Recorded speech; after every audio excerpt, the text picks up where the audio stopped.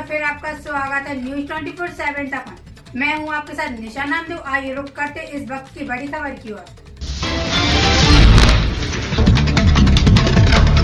गंज-बासौदा शहर के बीचों बीच बहने वाली पाराशरी नदी एक समय में विशाल और निर्मल नदी हुआ करती थी, जिसका पानी नगरवासियों के उपयोग में आया करता था।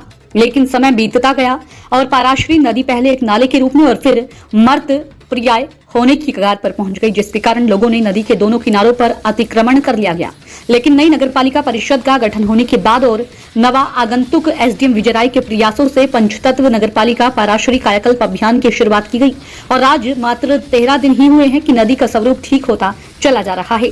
आर्थिक सहयोग देने वालों में कुछ प्रमुख नाम इस प्रकार है। कांति भाई Shah, press club Basoda, crusher association Canada से ब्रजेंद्र सिंह दांगी ने भी अपना आर्थिक सहयोग नदी के गहरी और सफाई करण के लिए भेजा है। इसके लिए एसडीएम विजय राय, सांसद प्रतिनिधि देवेंद्र यादव, पंचतत्व संस्था के अध्यक्ष सुरेंद्र सिंह दांगी, लक्ष्मीकांत शर्मा, विजय अग्रवाल, महेंद्र सिंह सूर्यवंशी, प्रमोद राजपूत, पत्रकार यशपाल यादव, ओम प्रकाश चरसिया, डॉक्टर जितेंद्र सिंह, मुकेश राजपूत, कुलदीप तिवारी, दशरथ दांगी, मोनू कुशवाहा आदि अनेक लोग प्रातः 8 बजे से नील नदी पर पहुंच जाते हैं और अपनी देखरेख में नदी गहरीकरण का काम कराते हैं। इस कार्य के लिए कई सामाजिक संगठन और व्यक्ति आर्थिक सहयोग देने के लिए भी सामने आ रहे हैं।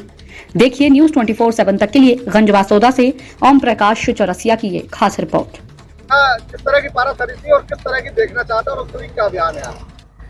पारासरी गंज-बासौदा के मध्य से निकली हुई एक पुरानी नदी थी, जिसको कोई कचरे के ढेर में नागरिकों ने तब्दील कर दिया है और इसके लिए नगर के नागरिक और पंचतत्व संस्था बरसों से प्रयास कर रही थी कि इसका गहरीकरण और चौड़ीकरण हो जाए, ताकि नगर में जो पानी भराता है उसकी समस्या से और जो जल स्तर आज 400 फीट नीचे चला गया है उसके स्तर में बढ़ोतरी हो। इसके लिए इसकी खुदाई और गहरीकरण जरूरी है।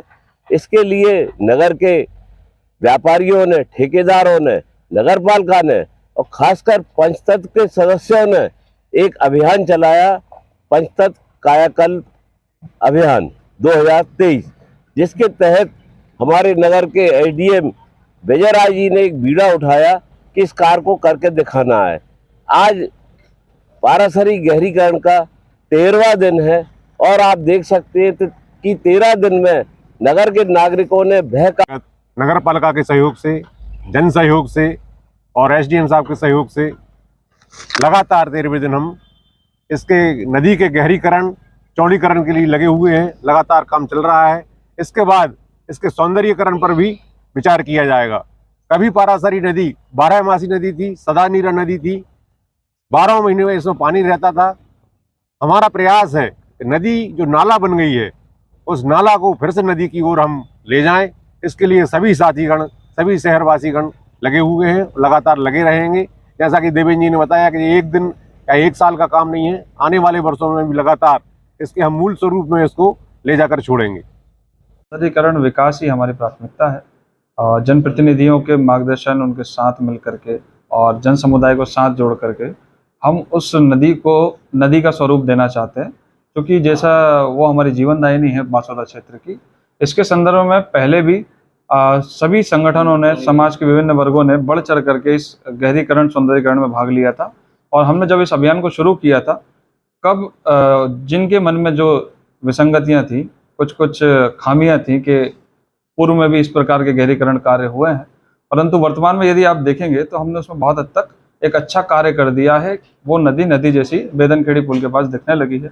अभी इसमें सतत रूप से, जैसा मैंने पहले बताया था, 2 माह तक लगभग काम चलता रहेगा। बारिश के पूर्व इसमें काम चलेगा, क्योंकि एक बड़ी प्रक्रिया है और एक बड़ा काम है। इसमें अभी आज भी सहयोग राशि विभिन्न संगठनों के माध्यम से प्राप्त हुई है।